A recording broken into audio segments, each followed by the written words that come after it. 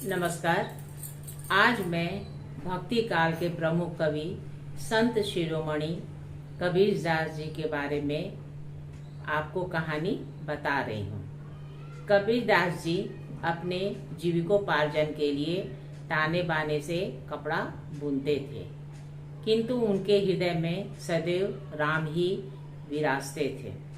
वे निर्गुण भक्ति शाखा के प्रमुख कवि कहे जाते हैं, किंतु उन्होंने अपनी कविताओं में बहुत जगह राम शब्द का प्रयोग किया है। राम से उनका तात्पर्य ईश्वर से है। वे सदैव ईश्वर की महिमा का गान अपने हृदय में करते रहते थे। वे उतना ही कपड़ा बुनते थे जितने से उनका घर खर्च चल जाए। कपड़ा बुनकर वे बाजार में जाते थे और उसे बेच देते थे। मुनाफे का जो पैसा मिलता था उससे घर का अनाज आता था।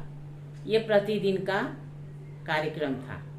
एक दिन कबीर दास जी ने एक थान कपड़ा बुना और उसे बाजार में बेचने के लिए ले गए। उसी समय एक साधु आया और कहा कि मेरे पास तन को ढकने के लिए वस्त्र नहीं है, मुझे कपड़ा चाहिए, कृपया मुझे वस्त्र दे दीजिए। कबीर दास ने कहा कि ठीक है, मैं आपको आधा दिए देता हूँ। लेकिन उस साधु ने कहा कि आधे से मेरा काम नहीं चलेगा, आप मुझे पूरा थान दे दीजिए।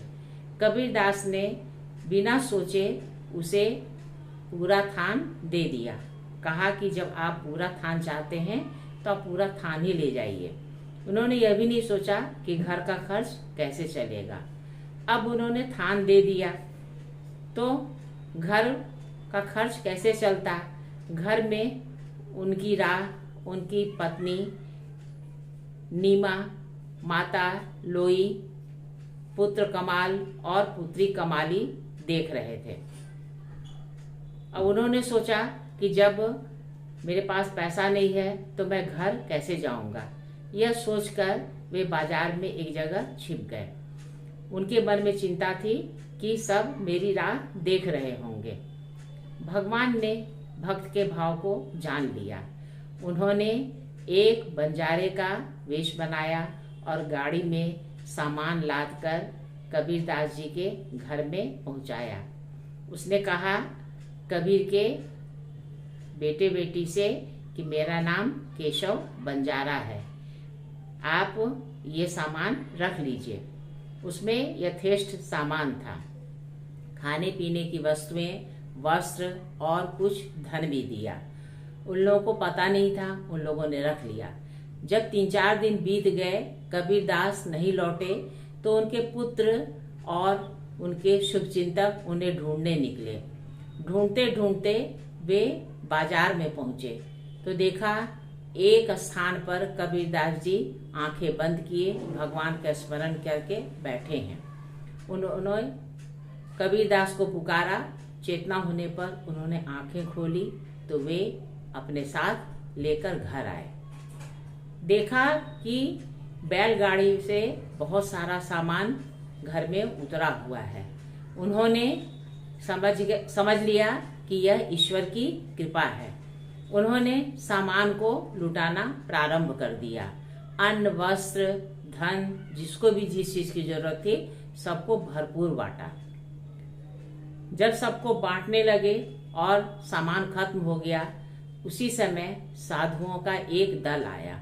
उन्होंने कबीर दास को घेर लिया।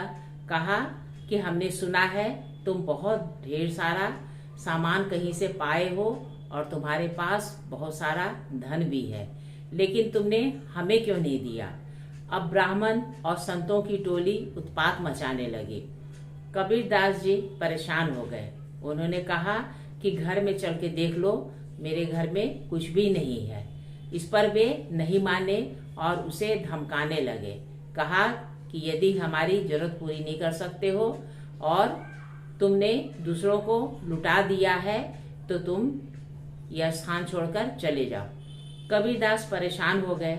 उन्होंने संतों और ब्राह्मणों को आश्वासन दिया कि मैं बाजार जाकर कुछ इंतजाम करता हूँ। इधर कबीर दास बाजार चले गए। उन्होंने सोचा कि चलो ब्राह्मणों और साधुओं से मेरा पिंड छूटा। वे बाजार में जाकर एक जगह छिप गए। इधर भगवान ने देखा कि उनका भक्त संकट में है, तो भगवान ने ढेर सारा सामान कबीरदास के घर पहुंचा दिया और कबीरदास का वेश बनाकर सभी को खूब सामान बांटे। सभी लोग बहुत संतुष्ट हो गए और कबीरदास की बड़ाई करते हुए चले गए। इधर भगवान ने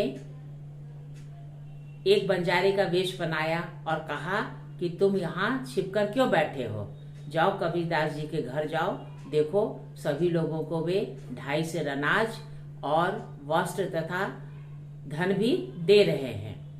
कबीरदास जी वहां से घर पहुंचे, देखा कि सभी लोग बहुत ही संतुष्ट होकर गए हैं। जब उन्हें पता चला तो उन्हें थोड़ा दुख हुआ कि भगवान ने उनके लिए कितना कष्ट सहा है। अब वे भगवान की महिमा को जान गए थे और भगवान के बहुत ही कृतज्ञ थे। वे भजन पूजन करते तो बहुत सारे लोग उन्हें घेर लेते, क्योंकि लोग ने उनकी महिमा को जाना था और उन्हें शिष्य बनाने के लिए अनुरोध करने लगे। इस तरह से कबीरदास के भजन पूजन के कार्यक्रम में बाधा आने लगी। वे परेशान हो गए। वे लोगों से घिरकर नहीं रहना चाहते थे। वे एकांत में रहकर प्रभु का भजन कीर्तन करना चाहते थे। उन्होंने सोचा कि किस तरह से इन भक्तों को हटाया जाए। उनके मन में एक विचार कौंधा। एक दिन वे अपने साथ एक नर्तकी को ले आए और अपने भजन के स्थान पर बिठा लिया। लोगों को यह देखकर बड़ा ही आश्चर्य हुआ। लोग निंदा करने लगे। जो दुष्ट प्रकृति के लोग थे वे बहुत ही खुश हो गए। उन्होंने कहा कि हम तो पहले ही कह चुके थे कि जो सो यह सही आदमी नहीं है, और जो उन्हें सात्विक प्रकृति के मानते थे वे बड़े ही दुखी हो गए। उन्होंने सोचा कि इनकी बुद्धि भला कैसे भ्रष्ट हो गई है, कैसे ये नर्तकी को अपने साथ रखते हैं। अब एक दिन कबीरदास को काशी नरेश के दरबार में जाना था। वे नर्तकी को वहां भी ले गए। राजा नर्तकी को देखकर थोड़ा दुखी हुए और उन्हें क्रोध भी आया। उन्होंने सोचा कि कबीरदास जैसा ज्ञानी व्यक्ति इस तरह का कृत्य कैसे कर सकता है। उन्होंने उठकर कबीरदास जी का सम्मान नहीं किया। वे सिंहासन पर बैठे ही रहे। कबीरदास जी ने ध्यान नहीं दिया। उन्होंने नर्तकी को अपने बगल में बैठाया और जगन्नाथ जी की मानसिक पूजा करने लगे। वे मन ही मन भगवान जी का ध्यान लगाए हुए थे। उसी समय उठकर उन्होंने जल पात्र से फर्श पर जल गिरा दिया। यह देखकर काशी नरेश को थोड़ा गुस्सा भी आया और आश्चर्य भी हुआ। उन्होंने कहा कि आपने धरती पर जल क्यों गिराया। इस पर कबीरदास जी ने कहा कि रसोइया जगन्नाथ जी के लिए भोजन लेकर जा रहा था। वहां पर आग फैली हुई थी। रसोइये का पैर न जल जाए इसीलिए मैंने वहां पानी डाल दिया। काशी नरेश ने अपने विश्वस्त अनुचरों को भेजा और कहा कि जाकर इस बात का पता लगाओ कि क्या वाकई में वहां पानी गिरा हुआ है। अनुचर गए और उन्होंने पता लगाया। लौट कर कहा कि हाँ महाराज, यह बात सत्य है।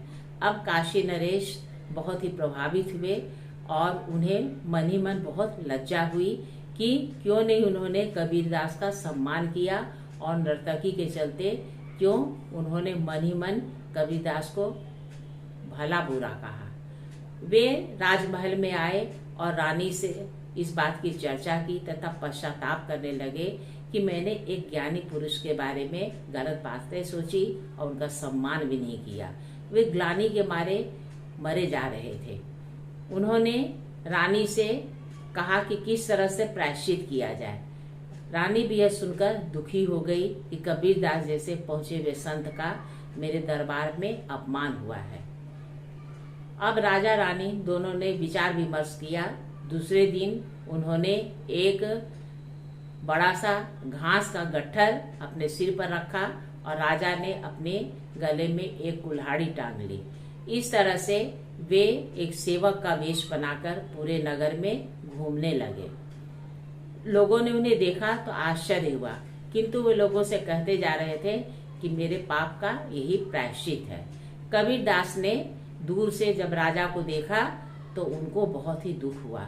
उन्होंने राजा के सिर से गट्ठर उतरवाया और उनके गले से कुल्हाड़ी खोल दी। उन्होंने राजा को माफ कर दिया। राजा ने कबीरदास के चरण स्पर्श किया और बार बार क्षमा याचना की। कबीरदास ने कहा कि मैंने आपको माफ पहले ही कर दिया है, और उन्हें बहुत सारा उपदेश दिया। तो कहिए, कबीरदास जैसे पहुंचे हुए संत की कहानी आपको कैसी लगी? अगर अच्छी लगी हो तो कृपया लाइक और सब्सक्राइब कीजिएगा। नमस्कार।